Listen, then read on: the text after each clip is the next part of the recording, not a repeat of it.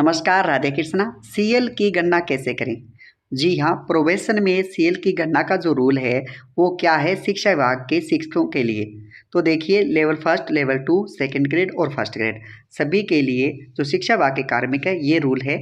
इससे पूर्व यानी 4/9/2019 के इस आदेश से पूर्व प्रोबेशन वाले कार्मिकों की गणना जो थी सीएल की वो 1 जनवरी से दिसंबर तक की जाती थी। लेकिन इस आदेश के बाद कार्मिक शिक्षा विभाग का जो स्थायीकरण हो चुका है या प्रोबेशन में है सभी के लिए सीएल की गणना कैलेंडर वर्ष 1 जुलाई से 30 जून तक रहती है और आपके लिए भी यही रूल होगा।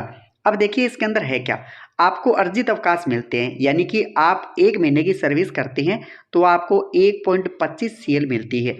1 साल की 15, 2 साल की 30 इस प्रकार रहती है। यानी 4 महीने की सर्विस के बाद आपको 5 सीएल दी जाती है, पहले सर्विस फिर सीएल। अब देखिए, जब आपका फिक्सेशन फॉर्म भरा जाएगा 2 साल बाद, जब आपका स्थायीकरण होगा उस टाइम में ऑफलाइन फॉर्म में प्रथम वर्ष और द्वितीय वर्ष की सीएल काउंट होती है और यही सिस्टम रहता है ऑनलाइन फिक्सेशन फॉर्म का जो साला दर्पण पे भरा जाएगा। प्रथम वर्ष यानी कि ज्वाइनिंग से लेकर ज्वाइनिंग तक काउंट होती है, एक वर्ष की 15 और दूसरे वर्ष की भी 15। लेकिन इसी के साथ ऑफलाइन फॉर्म में ये कैलेंडर वर्ष के अनुसार भी भराया जाता है, यानी कि आपकी ज्वाइनिंग से लेकर 30 जून तक आपकी सीएल कितनी है और फिर 1 जुलाई से लेकर 30 जून तक आपकी सीएल कितनी है और लास्ट में 1 जुलाई से लेकर आपका स्थायीकरण तक आपकी सीएल कितनी है। तो 1 साल की 15 होनी चाहिए और ज्वाइनिंग से लेकर 30 जून तक आपकी कितनी सीएल रहती है उसकी गणना 1.25 से होती है।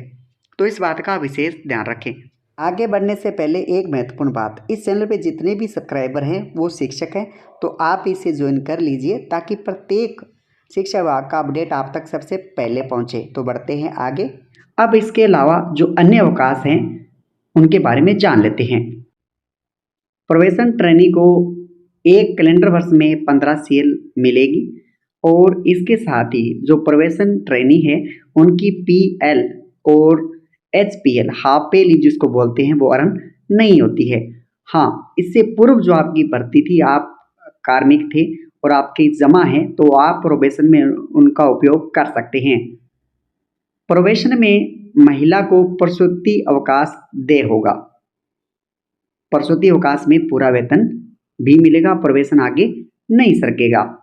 प्रोबेशन काल में पुरुष को पितृत्व अवकाश भी दे होगा, इससे भी प्रोबेशन आगे नहीं रहेगा। प्रोबेशन काल में महिला को सीसीएल चाइल्ड केयर लीव सामान्य परिस्थिति में देय नहीं होगी, अगर विशेष परिस्थितियों में दी जाती है तो इससे प्रोबेशन आगे सरकेगा।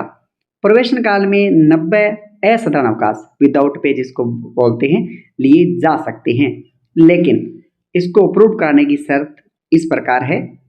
एक्स्ट्रा ऑर्डिनरी लीव के लिए 8 अगस्त 2019 को यह आदेश आया है। इसके अकॉर्डिंग हम 1 महीने 30 दिन तक अगर एक्स्ट्रा ऑर्डिनरी लीव लेते हैं तो अपॉइंटिंग अथॉरिटी द्वारा इसे अप्रूव करवाया जाता है, न कि आपके पीओ द्वारा। और 30 दिन से ऊपर है तो एडमिनिस्ट्रेटिव डिपार्टमेंट के द्वारा ही ये अप्रूव होगी, न कि अपॉइंटिंग अथॉरिटी द्वारा। Extraordinary leave B section for study purpose and for preparing competitive exam. अगर आप स्टडी पर्पज के लिए ये अवकाश लेते हैं तो देय नहीं होगा और न ही कंपटीशन एग्जाम के लिए, यह सिर्फ मेडिकल की स्थिति में ही दिया जाएगा।